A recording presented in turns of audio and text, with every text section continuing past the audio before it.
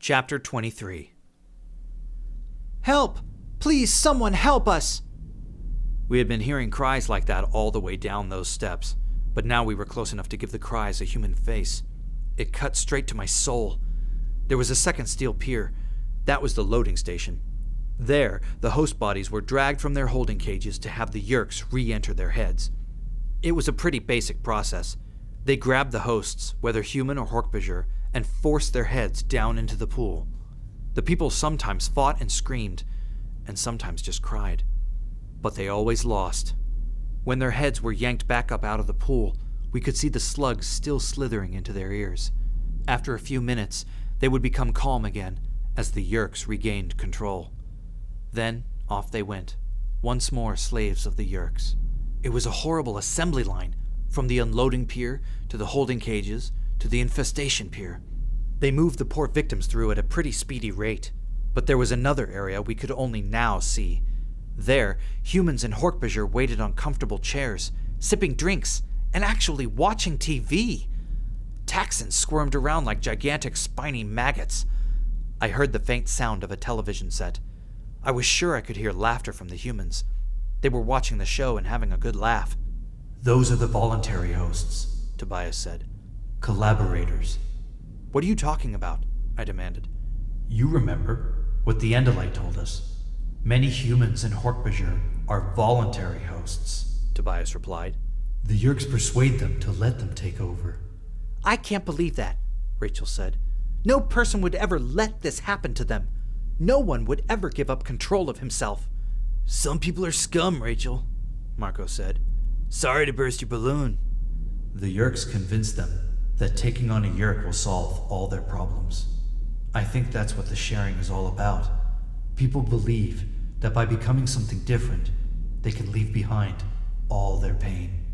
"Like spending all their time as a hawk," Marco pointed out. Tobias had nothing to say to that. He spread his wings and flew up and away. "Tobias, come back!"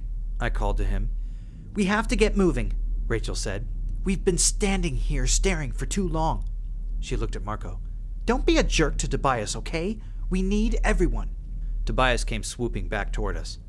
"Cassie," he said. "She's on the pier. The infestation pier. They're going to turn her into a host." With my normal human eyes, I couldn't see that well in the purple gloom. I could just make out the cop's uniform and the small shape beside him. "Do you see Tom?" I asked Tobias. In answer, he flapped his powerful wings and gained altitude.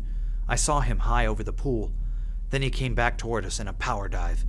"I see him," he said. I hesitated before asking. I wasn't sure I wanted to know the answer.